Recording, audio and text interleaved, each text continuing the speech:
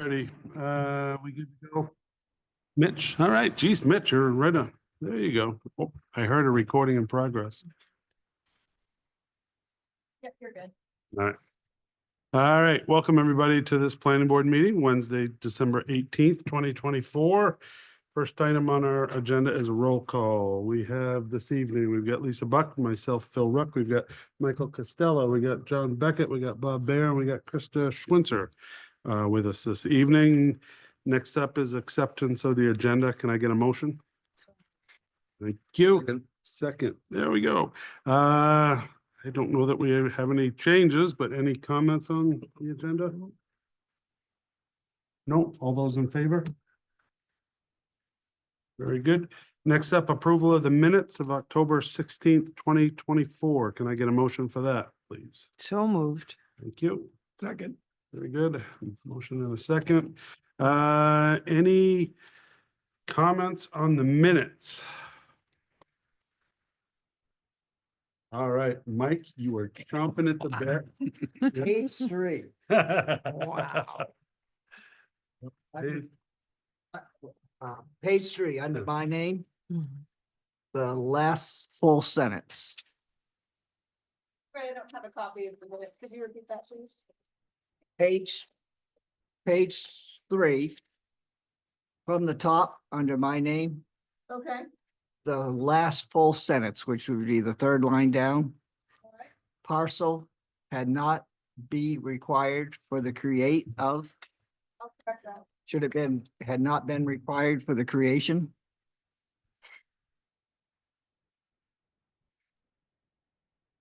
Other comments? Page 5, Ooh, wow. 2, 3. Third line down from the top. B-E-N should be B-E-E-N. Spell check's not working. Thank you. Okay, welcome. Any others? Very good. So we have a motion, a second, couple amendments. All those in favor as amended? Very good. Thank you, Jessica. Next up, we have 3 new business items. First up is a public hearing for a minor site plan amendment application by the town of Orono Fire Department to add an approximately 320 square foot burn cell training building on the existing training area at 12 Putnam Road, tax map 9 lot 2 in the F&A zoning district. And typically we have a summary by our town planner, and after she finishes up, if you have anything to add to that, that's the way we'll go. And then eventually we'll get to public comment and all that. Isabel. I just wanted to remind board members to make sure you're turning your microphone on. There was a couple points where we couldn't hear you at the end here. Okay, so just to get started, this is, as was mentioned, a minor site plan amendment. This is for the 12 Putnam Road site. We saw this site a couple months ago for the police department's training facility. This is used for a variety of town municipal uses, and one of those is as a training facility for the fire department. The applicants before the planning board requesting a minor site plan amendment in order to add basically a burn cell building or a training building. It's a 320 square foot Connex shipping container. They're using part of it as a training facility and then a small part of it for storage as well. It will be built on a concrete slab, and then that will be on top of a gravel pad. And again, this is at the existing training area at 12 Putnam Road. So they do already use this site. And there's a couple buildings that we included as photos in your meeting packet already existing on the site. But I just wanted to note that this application requires planning board review under section 18-130, which requires site plan approval from the planning board before earth moving in excess of 200 cubic yards of material can occur in the F&A zoning district. And they do need to do some regrading and again, bringing in that gravel as part of this project. So that's why this is before you this evening. This is sort of a zoomed in version of the submitted site plan. So you can see at the top of the screen is that existing area. And then they're adding that gravel pad area near the bottom of the site, along with some drainage improvements near the edge there. And I should note while we're on the subject, this is showing the limits of tree clearing. This has already been cleared since at least 2012, when the last large amendment for this project was before the planning board. So there's no additional tree clearing proposed with this application. That's the extent now. So in terms of, trees and natural resources, the area of the site is currently used as the fire department's training area. That proposal area has been cleared of trees since, again, 2012. So that extent of the tree line currently on the site plan and within the photos are those that are proposed to be retained. There's not going to be any changes to those trees. This area has been filled in with gravel and used as a glass and concrete dump site since about the 1980s. That was from some test pits that were done on the site, so that confirms a lot of that. There is available mapping from the Maine Department of Inland Fisheries and Wildlife, which shows a wetland within the vicinity of this project. Megan Hess, our environmental services manager, has visited the site a number of times, and that wetland is long gone. It's no longer visible at any time of year. This was filled in for quite a number of years.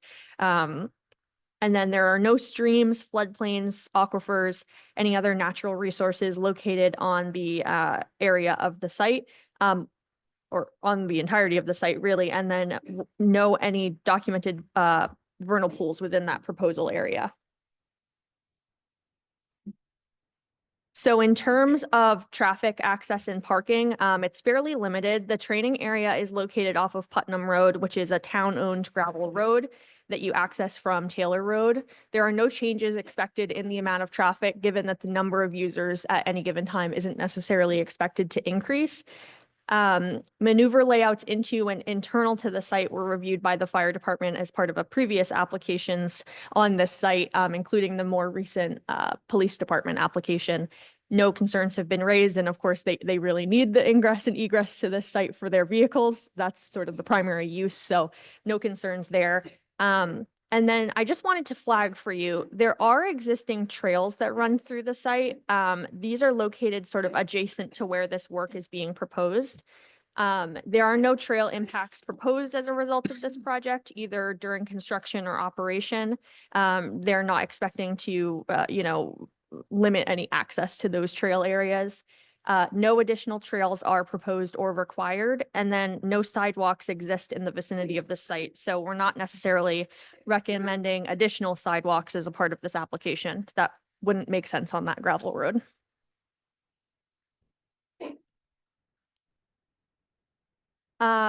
So in terms of drainage, stormwater, erosion control issues, the proposal includes the addition of a gravel pad, which will be where the Connex box is placed. This base pad will support a 16-foot by 48-foot concrete slab. The proposal does not trigger the need for any stormwater permitting from the state. Although while we're on the subject of state permitting, I do want to note that a permit by rule was required because this is within a documented area of inland waterfowl and wading bird habitat. Generally, this entire 12 Putnam Road site, the 100 some odd acres. So that was applied for by our environmental services manager and has been granted. We haven't heard anything from them. Okay, so back to what I was saying. So currently topography of the site is such that surface water runs generally towards that swale area shown on the site plan. The engineers submitted a letter on November 1st, which was included in your meeting packet. And they noted that the site stormwater flows are only changing slightly due to the placement of the structure's foundation slab. The slab will collect water from the storage building as well as the apron area around the outer edges. And then the additional gravel area around that proposed slab is really intended to maintain existing flow directions and discharge points. The site is really exposed gravel, rubble fill, glass dumping areas, weird site. And so no change to stormwater quantity or quality is expected with this application. And then I do just want to discuss operational use of the site.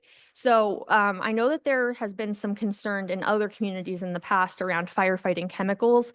We had asked for some additional information about, what the actual training going on at the site is. And there was confirmation that no chemicals will be used during training. So no chemical removal will be required here. The discharged water from the training events specifically is expected to contain some char and ash debris from that burn activity. The operational water used within the burn cell would be collected on that new slab area, which is intended to encourage sheet flow towards a crushed stone swale into a small detention area, which is all shown on the plan. Discharged from the detention area is through a stone check dam that's really intended to further filter any burn materials carried that far, but they're intending to sort of maintain that foundation pad and utilize that as their cleanup area and clean up during and after training events. So yeah, the detention area is intended to serve only as a convenient collection area for the final filter and is not necessarily sized as a settling basin, as fine particles are not expected to be mixed in the flows. The discharge from the filtering basin is down a proposed grassed swale slope to the roadside ditch area. And there's more information on this from the letter from BRSA in your meeting packet if you're curious. In terms of lighting and signage, no new lighting or signage is proposed with this application.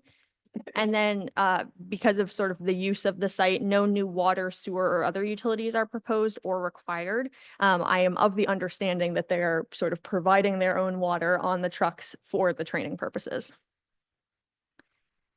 And I do just want to flag, similar to the police department's application from a few months ago, they have requested a waiver of section 18168 5D to show the dimensions of streets and right-of-way adjacent to the overall site.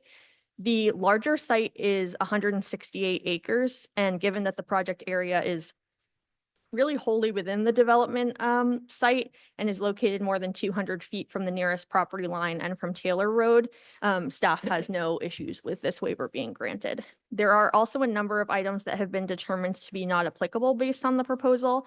Those are outlined in the applicant's cover letter, and staff is in agreement with those items. We do have some recommended conditions, and they're just the 4 standard conditions. So approval is, of course, dependent on the plans contained within the application.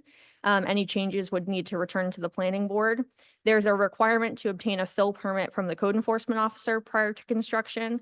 That's really just to make sure that we have an accurate understanding of how much fill is being brought in, and then also how much fill is used at the end of the construction period, a requirement of that section 18130.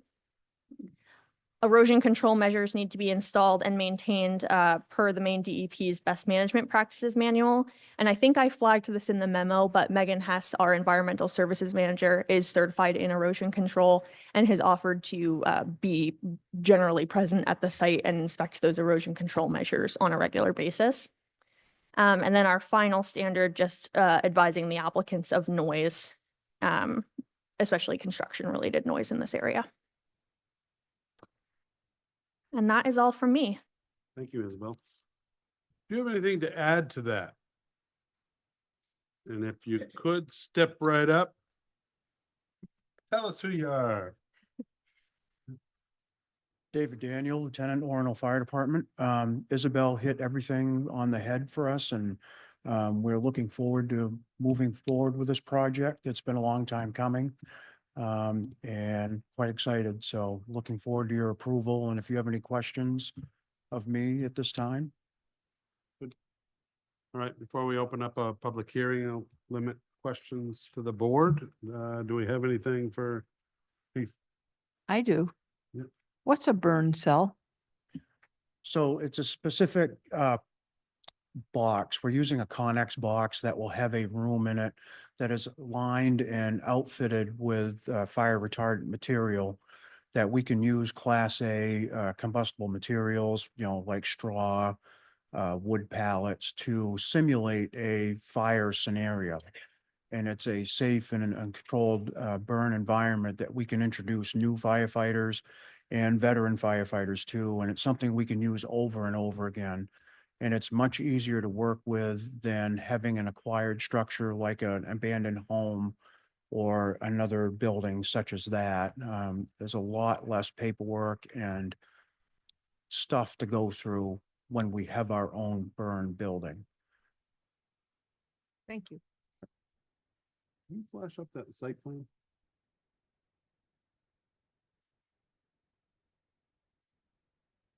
Just had a question. So you're just talking about collecting, so you're gonna do a lot of maintenance on the pad. So you're trying to minimize ash and char materials from getting off the burn cell area and Yes. even getting off site. So I was just looking at the pad and it looks like it's all kind of tipped, or the pad will be constructed so that everything kind of drains toward that swale, the vegetated Yeah, swale. Is that correct?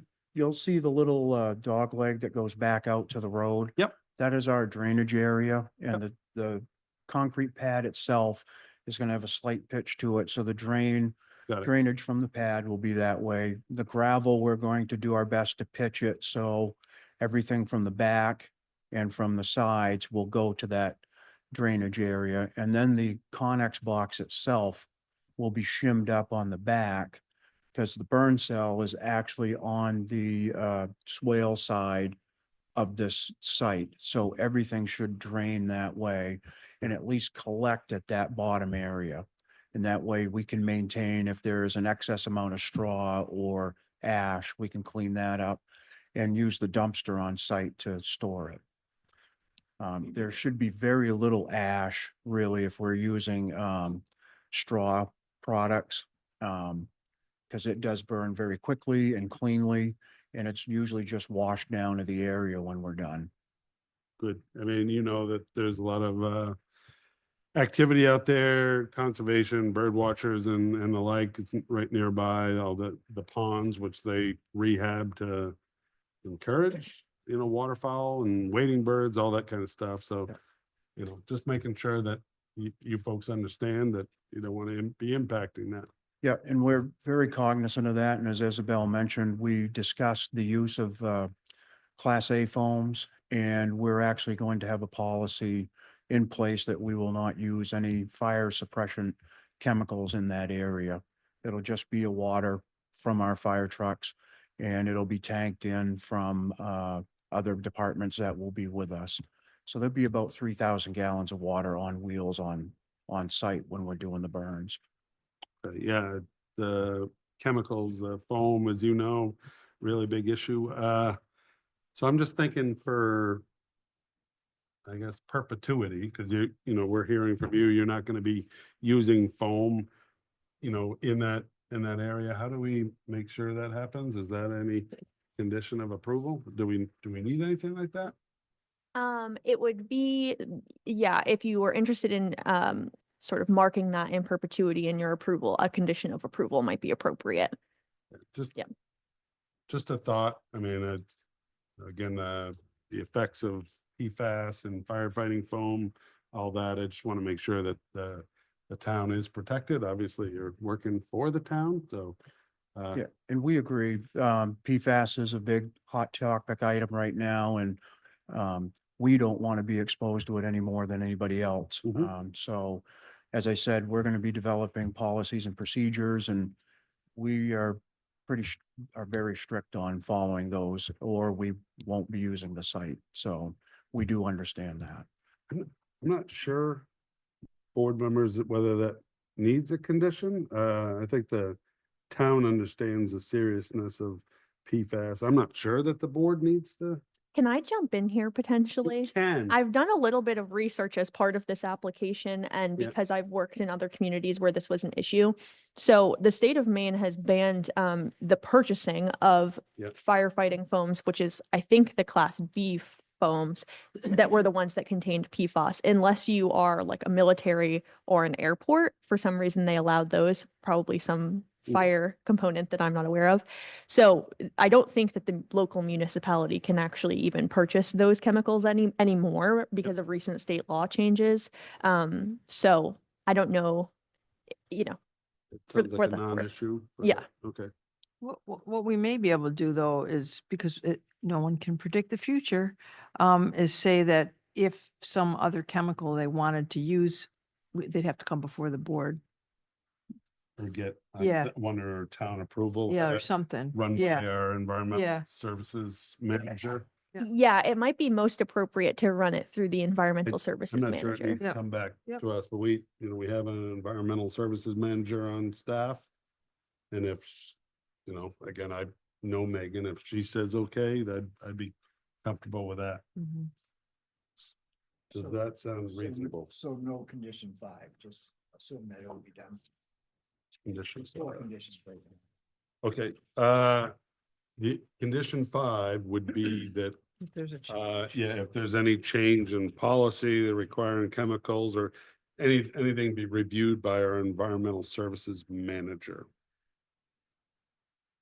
I just want to make sure that you have the expertise Mhm. and making decisions on what, or helping you, if town staff has that background, that they can help you make those decisions. That seem reasonable? Yep. Board members okay with that? Okay. All right, I guess we'll add that. I don't really have anything else. Any other comments? Before I open it up, I'm gonna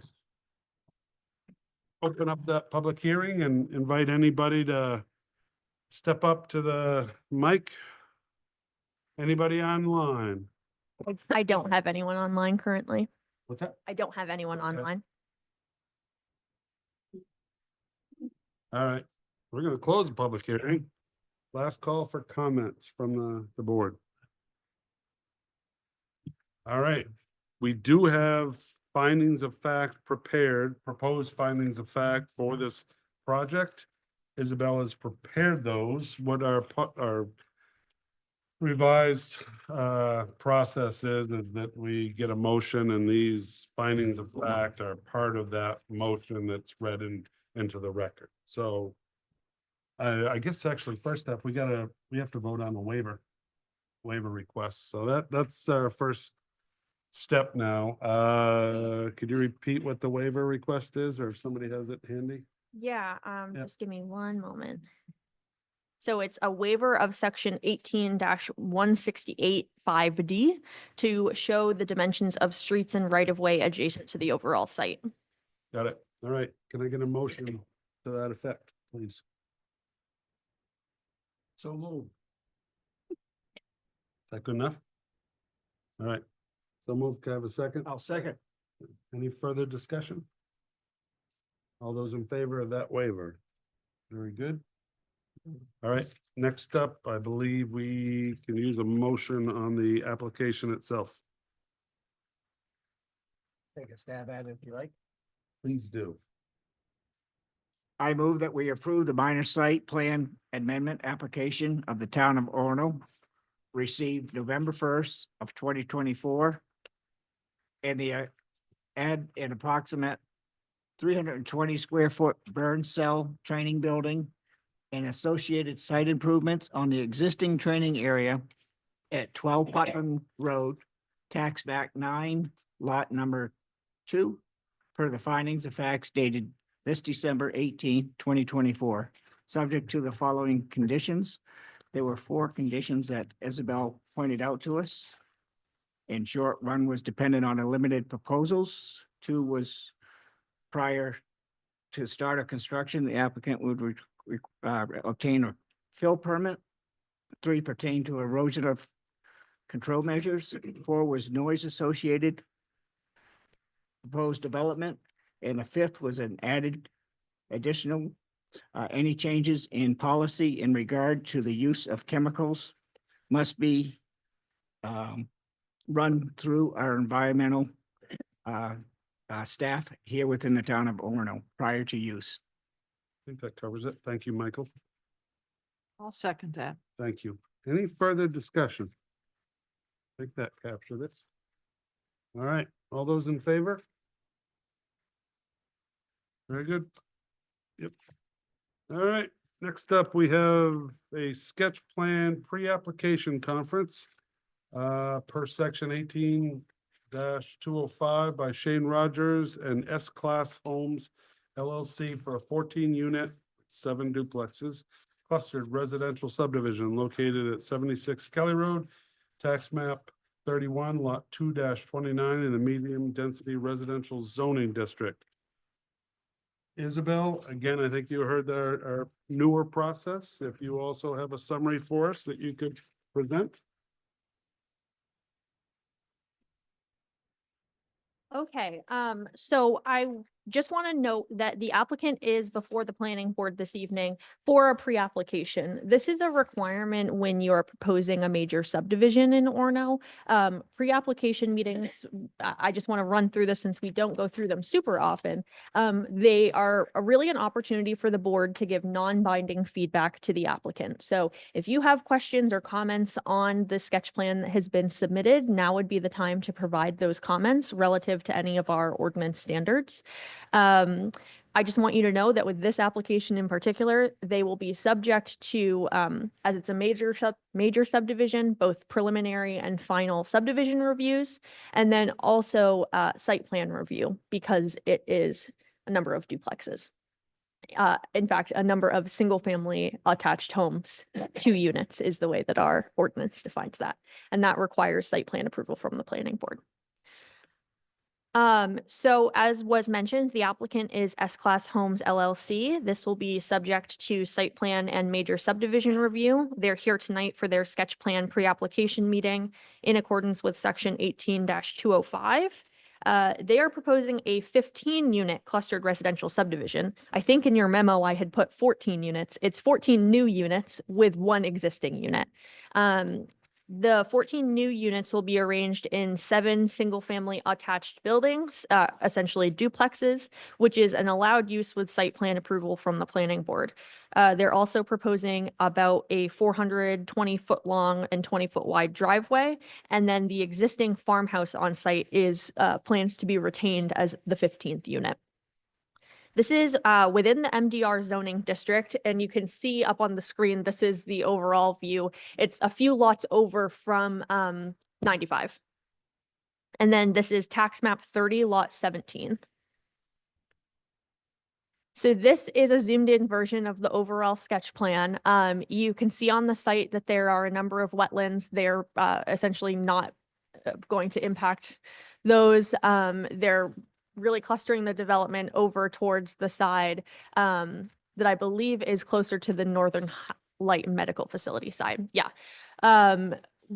So that's the overall project. Just to give you a couple of items for your consideration. So section 18.210 D4E says the planning board may require a buffer strip when the proposed subdivision will be located adjacent to a use where the separation is desirable. Buffer strip shall not be included in the calculation of any required open space. And subdivision should be designed and built so as to afford the maximum possible solar exposure to all dwelling units. Alongside that, we have a similar standard, section 18.136 F7, which notes that single-family attached dwelling shall be separated from the development's property line by a vegetative buffer of at least 25 feet, and the buffer shall maintain screening that meets the standards of subsection 18.126.2 and be maintained in perpetuity. So what they're proposing is meeting that 25-foot buffer standard, which staff has already communicated with them. What I wanted to flag for your attention is if the planning board wishes to define a stricter buffer requirement between either the lot to the rear of this parcel, which is currently fully undeveloped, or the adjacent lot, which is that Northern Light Health Center property, now would be the time to provide that feedback to the applicants.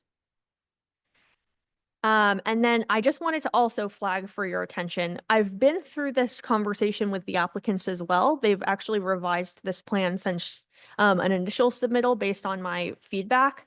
So section 18.136 F3 notes that if a building contains single-family attached dwellings, it shall be designed to have the look of a closely spaced single-family detached unit, front elevations that are oriented towards the street, etc. So you'll see on the sketch plan that the front 4 units are oriented towards the street and are sort of closer to the to Kelly Road than maybe you might be expecting.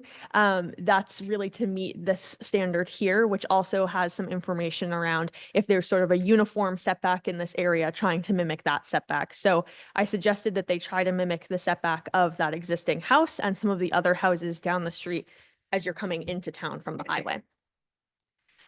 So the applicant has continued to propose the rear 3 buildings to be sort of oriented perpendicular to those front buildings. And that's really to give the units in the rear better views and more privacy.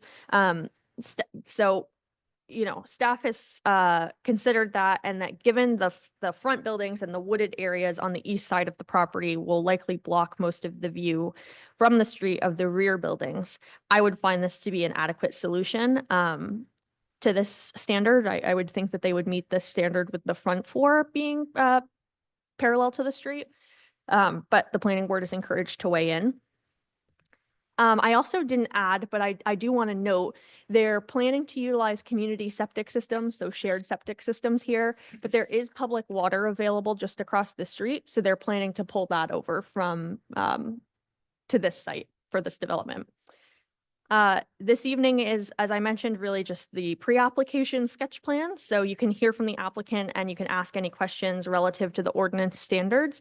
I've cited all of the relevant ordinance standards in your memo if you are curious. And then I just want to note that no formal decision can be made at this meeting and that your comments are really advisory in nature at this point in the process.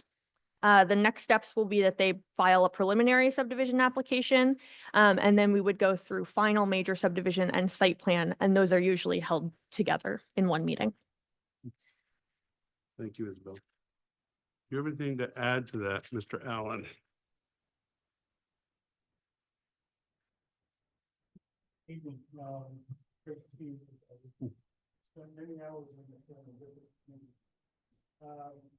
And you are, yep.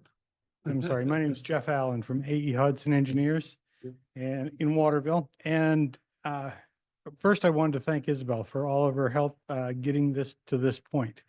We decided to do a cluster subdivision just to provide less environmental impact. And she's kind of steered us many times through the process to get here. So she's been very helpful in getting it this far. No doubt she's going to continue on. So the units being facing toward the road were, again, at her suggestion, primarily because that's what the ordinance requires. My thought was to have the units perpendicular to the road in that would give them more privacy and more views. You could, if you were in your apartment, you could look out and see woods on both sides through both windows. This way you'll get to see your neighbor behind you and the road. And so this is the trade-off that we face given the particular layout on the property. But this is, I think, is acceptable to the applicant. Mr. Rogers is here as well this evening. So other information he could provide perhaps. We did have all the wetlands mapped by Dave Moyse Environmental out of Bangor, and we laid this out. The wetlands kind of transect right through the middle of the property. And so we laid this out in the side that had less ledge. There's a lot of ledge up here. It's not a great property. So the septic systems were designed or are going to be designed as a cluster septic systems because those are where the good soils were. We're pretty much, we've got a little extra room we could develop over on the other side of the wetlands, but this gets us the only allowable or the maximum allowable lots on the property, or maximum number of dwelling units, I guess I should say. As Isabel mentioned, we have talked with the Orono Water District about bringing water across the street. There's an old farmhouse on the property right now, and across the street from this farmhouse is a fire hydrant. So that is the very end of the water system. It's also on the top of a hill. And so you've got a dead end pipe on the top of a hill, and talking with the water district, they thought we may have less water pressure than we need. So what our intent is now is to bore under the road and bring that public water over to the north side of Kelly Road. And then we would have a pump station there that would bring the pressure up to what our tenants would need. We're also going to talk with the Northern Light Healthcare Facility that's just down the street from us, closer to the interstate. They're on a public water supply well that they've developed. And I don't know if they would be interested in tying into the public water that we would bring across from the city, or, you know, that's something that we've got to still explore. But I think it's kind of exciting that if we can bring water across to this side of the road, there are other opportunities for people to use that water. If there are other developments that want to occur along the stretch of road. I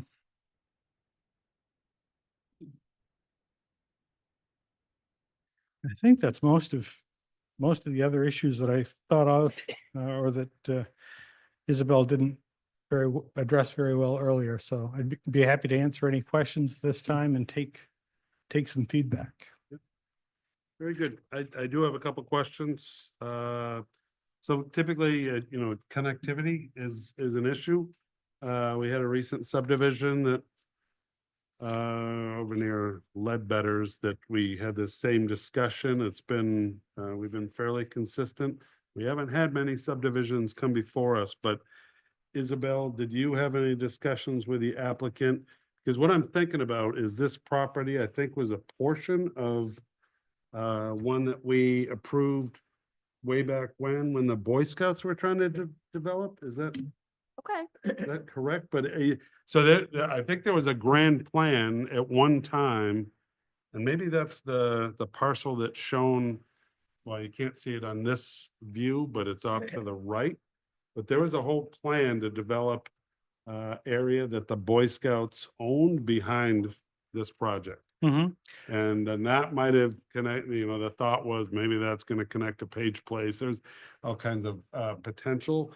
Never ended up happening, but there's some large parcels behind this. So providing connectivity is potentially quite important. Yeah. Mr. Rogers actually was offered the option of looking at those parcels. And so we did examine them.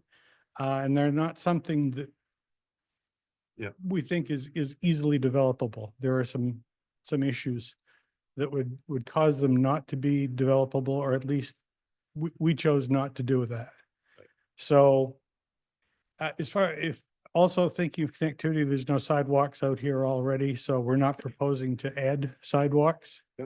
Our goal in town was really to start minimizing the numbers of dead ends, you know, cul-de-sacs, those types of streets, so that we, you know, have looping of utilities, all those kinds of things. So I'm just wondering whether, you know, again, we've had the same discussion on a subdivision on the outskirts of, what was it, Outer Essex Street way back in the day. And at the moment, it's a right of way to, you know, to nowhere. It's not going to be developed, but you never know, you know, years down the road that, you know, maybe there might be some kind of development behind your project, and having some kind of access to that. That's something that we've talked about. So I just want to ask maybe a clarifying question. Is the intention here is to sort of maintain this as a private road, not to cede something over to the town into the That's future? correct. Okay. That's what I wondered too, because are the dimensions, do they meet town standards? I think we're they- planning on building them to town standards, Yeah. but, and it'll be paved. But, you know, there's many towns now do not accept new private roads Yeah. or new roads that will be plowed by the community. So we hadn't even, really considered that. I just wouldn't want to lose, if it's built to town standards, it'd be a shame to lose an opportunity for something that we're not envisioning right at this moment. So you're suggesting like a potential, I'm right of way looking right easement off near the the back? end, 50-foot right of way, whatever the current town dimension is, right off the end of that, the roadway, perhaps connected to that back line. Okay, Yeah. On the east side of this parcel. Yep. We see the outline of a road that was once intended to go back there. Right. So we have, that would continue to be, that's not part of this parcel, but it's right next to it. So that would continue to be an entrance into that space behind it. So I think it's not as urgent that we go through, be able to go through this parcel to get Mhm. back. Because there's a place right next to it. I had the same thought, Krista, and I was looking at that because I think that parcel that Chris is talking about is reserved. That was the right of way that was gonna connect back in the day to those rear parcels, but I think any opportunity for looping this might be something that we think about. Yeah, I don't have any objections to including a 50-foot right of way off the end of our road. Yep. With the option that we, until it is used as a right of way, that we may put our dumpsters there. Yeah, I don't think there would be any issue on that. I had the same thought you did, Krista, because I see that right of way there and I was gonna ask, because it doesn't appear to be part of this project, but it is on your site plan. So I wanted to confirm that. You asked the question, but I think any project that we have an opportunity to, create some kind of connection in the future, I think it'd be worth our while. But what are others' thoughts on this? You have any? I'll make one more comment, and that is, as this is currently laid out, that road goes right between these units.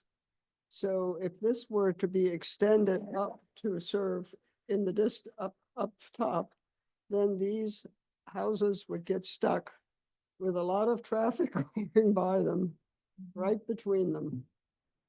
Yep.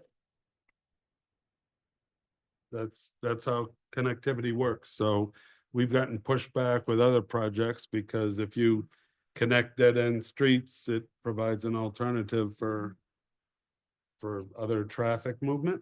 So that is understood. That's, But I think that the whole project would need to be redesigned if we were going to run a road that is going to be extended through the middle of it. how so?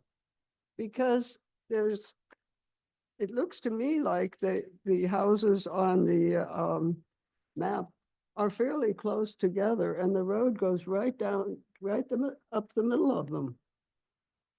Mhm. So they're close together because they're clustered. Mhm. And if they were standard lots, they would be further apart and it would be less of an issue. so why they're closer together is actually less of a clustering, although that is one of the standards for clustered development, as I mentioned, but also because this isn't a traditional subdivision with carved out lots, they're not proposing to carve out any lots with this project. Maybe this is a question for the future, but are these intended to be for rent or like condoized for ownership? I believe they're just going to be rental units. Okay. And so, just to address I've done several subdivisions like this around Waterville. And they call these multifamily developments in that there are no lots. And that gives the developer some latitude as to where the building goes within, if you can move it 20 feet and avoid a tree, you move it 20 feet and avoid the tree. As long as what is required is the number of units, the general footprint of it and the general location of it, which I think this actually can be built quite well here. And as looking at the plan, actually, if we were to extend the existing road it would head us straight into a wetland. So if we were to, Yeah, I mean. yeah, if we were to use the area off to the right where we have the proposed dumpster location, you Yeah. know, that would be acceptable. Because if indeed this were ever connected in the future by a subsequent buyer, we want to set them up to succeed by avoiding the wetlands. And these connections are on paper. There might not be anything that happens beyond this, but it's hard to lose an opportunity, because if we don't ask for these things, when we see subdivisions, that chance is lost. You used, you probably answered my question. You used the term tenants. So, and you asked the same question. These aren't for sale. You're Correct. basically, and so whoever lives in those units, the duplexes, they don't own the land and they're not gonna mow the lawns or anything. You'll be handling any seeded areas. Correct. I was going to say homeowners association, but the owner will provide lawn maintenance and plowing and garbage pickup. We did put a little turnout near the entrance to provide a mailbox location.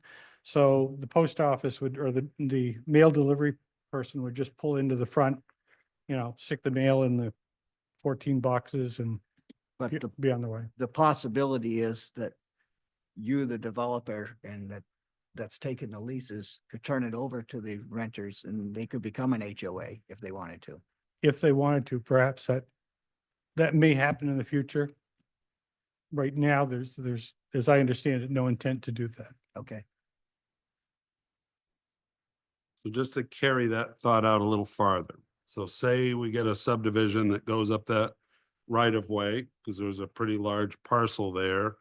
And there's also like safety connections. So we've got our fire department chief here this evening. There's one of the subdivision or the student housing complexes that we approved has, again, a similar connection right in my neighborhood over in the Webster side. It has a gravel road through a right of way connected, but it's gated, but it at least allows the fire department another access if something gets blocked. It might never be used. It could be gated, but again, now is the time to add access if we can.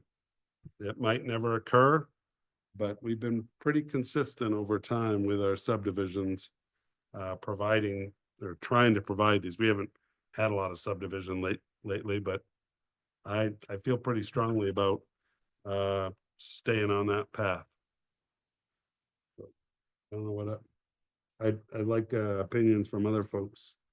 Some of you that haven't seen as many subdivisions. Krista and I have been here an awful long time. But yeah, what are your thoughts on that? Anybody? I mean, I totally agree from a housing standpoint, right? If there is an option to put more housing in Orono in the future, I would certainly love to see that set up, because that is one of the kind of bigger problems in our community is getting more people to be able to move in. Others? Does it make sense? Now I'm thinking out of the box here, but if you extend that, where the dumpster is potentially going to be, it could potentially swing around and connect to that road. And that way you have a way for the fire department or ambulance or whatever to get in from the back end. I don't know whether that's your purview or not, but So they don't own any rights to that property don't, in the okay. back. The only one that they have It is was sort of just- to that dashed just line this in the dash rear. line. Yeah. Okay. All right. And the other question I had is that pump station for the water. I don't know what's on, like, if we were connecting to some other subdivision along along Main Street there, they have their own water, right? So it's not like we have to think about how powerful that pump station has to be, right? We don't have to think about that. That was a question I had too. Is Yeah. if the town has any obligations, or is that it's strictly a private system because you're tapping into the town supply? Proposed pump station, does the town have any obligations for maintenance on that I wouldn't think so because it's on private property. Yep. There, without the pump station, there would be water at the facilities. It just wouldn't be at, I think it has to be a minimum of 20 PSI. And so, you know, when you turn on the shower, you wouldn't get a good gush of water. You'd get a trickle coming out. You would still have water, however, because the couple of parcels over from this is where the water tower is located. And so the elevation difference between the top of the water and the water tower in here is not much. And so that's where your pressure would come from. So that's why we're boosting up the pressure. But I did talk with the Orono VZ Water District about providing a water loop in there, but we don't own the intervening parcel between this and where the water tower is located.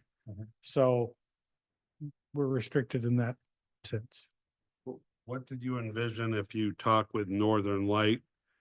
Just off, connect off the last units on that road? Yeah, so I don't know. the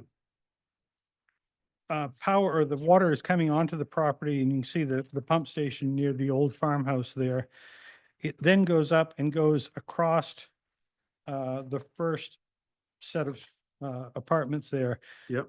What I would envision the Northern Light would do is pick it up at that terminus that we're looking at by units 5 and 6 and 1 and 2, and continue it out further. There's also quite a cost going under the road. That's not cheap. And so if Northern Light were to get onto our system, we're hoping there would be some cost sharings involved. So it would save them doing their public water supply well testing, and it would help us out. It'd be kind of a mutual benefit with our neighbors. Mhm. And so, yeah. What's your backup plan if you decide or find that tapping into the town water supply is going to be too expensive? Do you have another plan? Now, obviously, the Orono VZ Water District would love the money from that bill, but Right. let's just say it doesn't work out, or it's too We- costly. We could put wells in, and if we put wells in, we would still have to do the pump house. So that's kind of a 6 of one, half a dozen of the other as far as the pump house goes. The wells have to be, I think it's 300 feet from the septic system. And so if we put the well over on the west side of the property, they would meet that standard. And so, that is a possibility.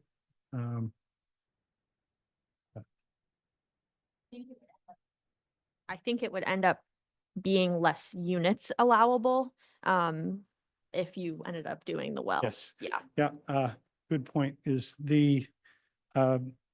to get 15 units on this 9-acre property, it presupposes you have either city water or sewer. And so we don't have city sewer, we do have city water, and that has enabled us to squeeze more units on here. At some point in the future, if the town were to allow it, the other half of the property could be developed. It would just, right now, it exceeds your development density allowability. I mean, there's another whole parcel over on the right-hand side of this property that's wooded. You could put houses in there if you have public water. But this is this 15 units is the most that current ordinances will allow. Mhm. So maybe, with the housing crunch, maybe that's something that will change in 3, 5, 10 years. If there is additional developmental demand at that point. Question on sidewalks. I'm just wondering, with 15 units and perhaps kids in there, what was your thought on not including sidewalks?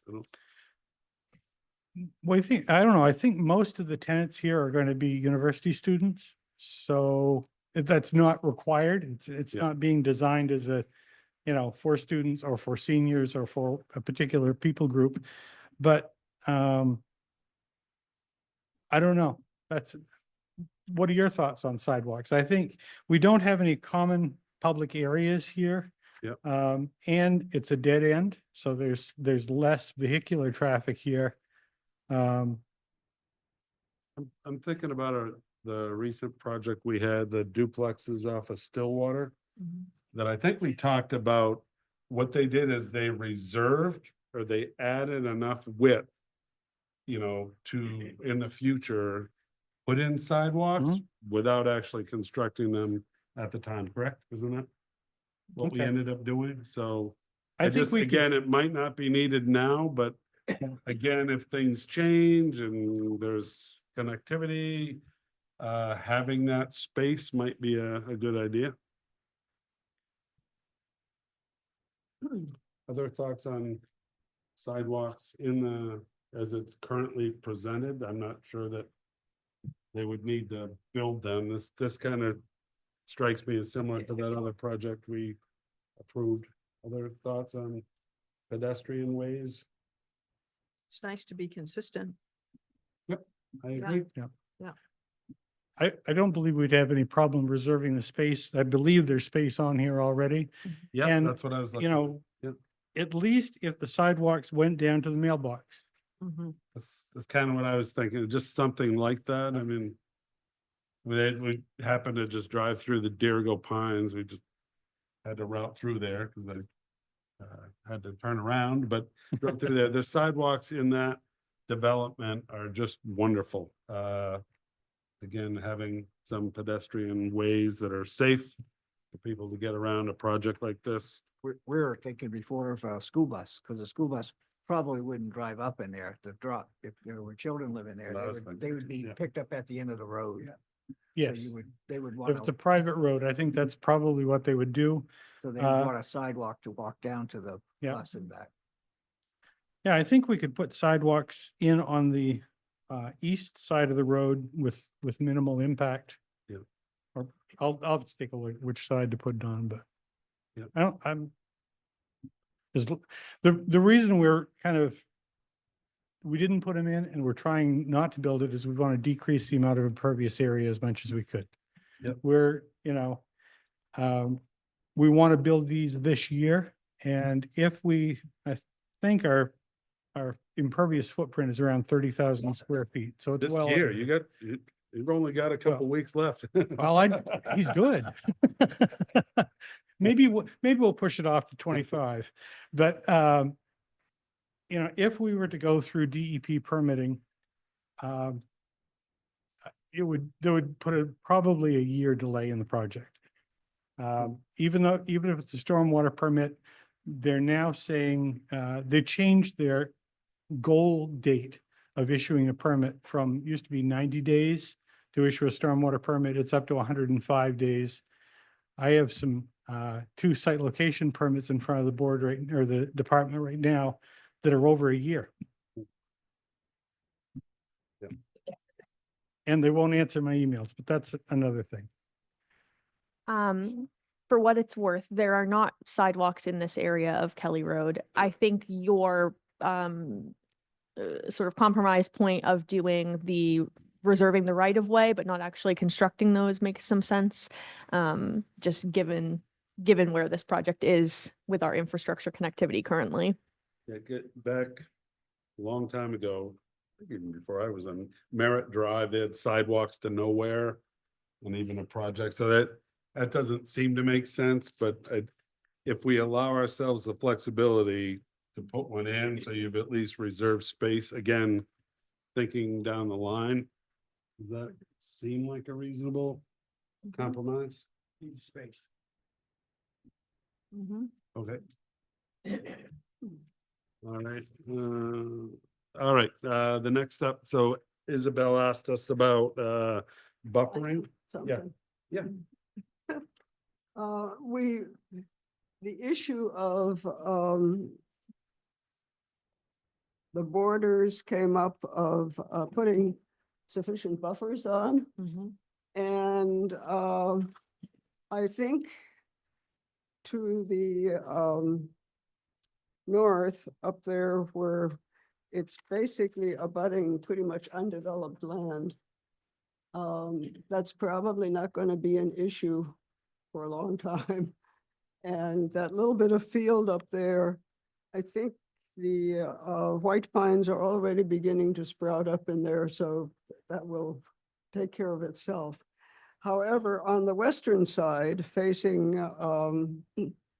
Northern Light, I studied the pictures carefully, and it turns out that many of the trees that exist along there, especially as you go further north, are actually on the Northern Light side of the divide than on this property.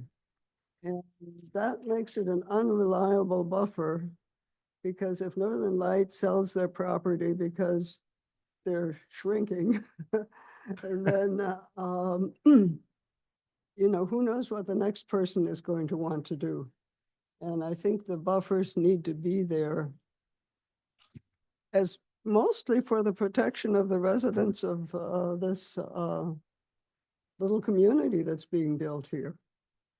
So I'm looking at the aerial photo that they provided in the packet. So are you suggesting in that 25-foot setback, adding additional planting, so improving that buffer? Yep. That's what I'm suggesting. What might you suggest, being a resident plant I expert don't for a know. buffer? It could be a mixture of hardwoods and softwoods. You know, maybe some pine, maybe some spruce.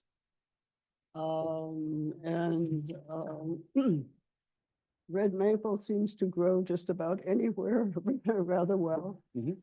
We definitely don't want to put any ashes in because they're about to be done in by the emerald ash borer.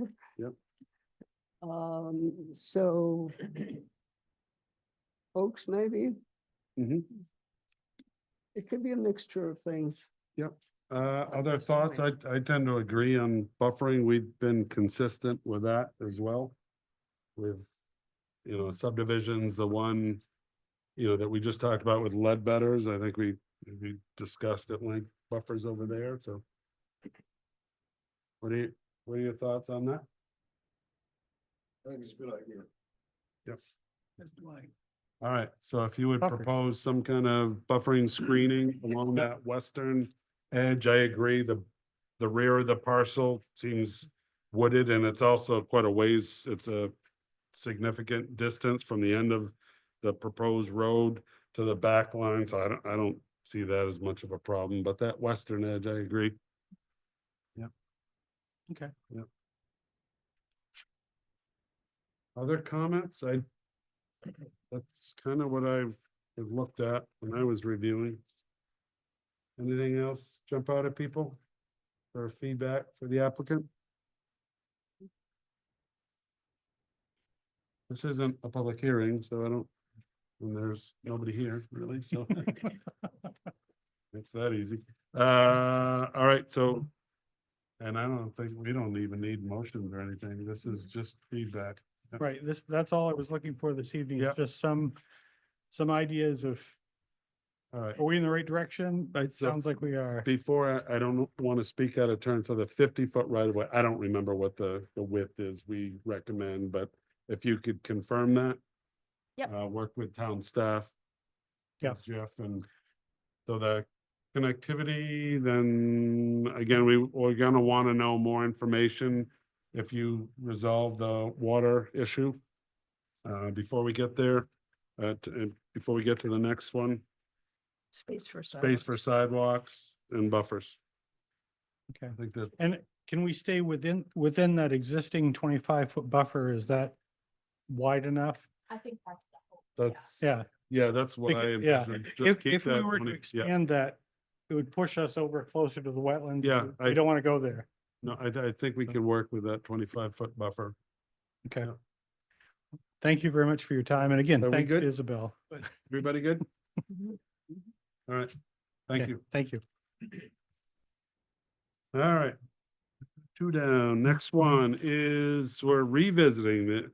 Actually, no, I think we already addressed that before. These are proposed amendments, new amendments to the planning board's bylaws per section 18-42, subsection B 7 to add a requirement that the applicant or their duly authorized representative is present for all planning board meetings on their item. Because we've had a couple no-shows. So Not much to add. It's one sentence on the back page. folks all see that? Yes. Yeah. This was as you requested of me. Yep. Does that sentence cover it for people? Does for me. Page 7. Yep. Right at the top.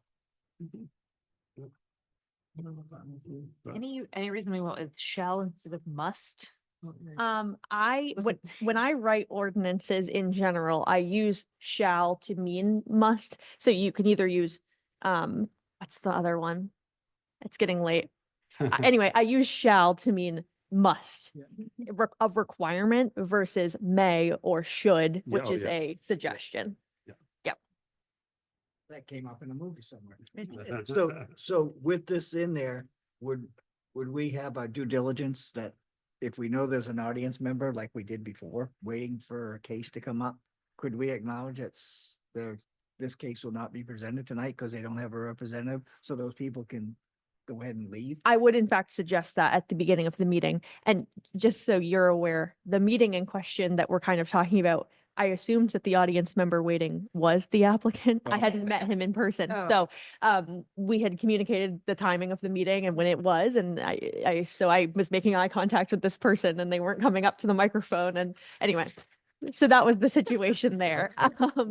But yes, typically we would want to verify that somebody's here. Usually I will go and introduce myself to people and make sure that somebody's available, or we would note at the beginning of the meeting, this is going to be tabled. Are we okay with the suggestion? Yeah, I agree with Right. the suggestion. I think we need a motion then. So we can't actually vote on it in the same meeting. One Oh, of the other bylaws we is go. that you have to Oh. wait till the next meeting after first discussion. Okay, So there we know go. What's on the Push it agenda? back. Just push it out more? Yeah. Good. Thank you, Isabel, for taking care of that. All right, next up, old business. There is none. Next up, town planner report. What do we have coming up, Isabel? We will be having a meeting in January. We've coordinated the notices today, the notice to the paper today because of the holidays. So we have on the agenda scheduled the Sunrise proper subdivision over on Main Street, Margin Street, in between those streets for preliminary at the next meeting. And we also have a site plan review application for a proposed drive-through coffee shop on Park Street. Good. What's the timing on this project? Do we know? I'm not sure when they're intending to submit. I didn't ask. Very good. Thank you. Next up is adjournment. Can I get a motion? So moved. Very good. Second. Second. Further discussion? All those in favor? Happy holidays, everybody. So let it be done.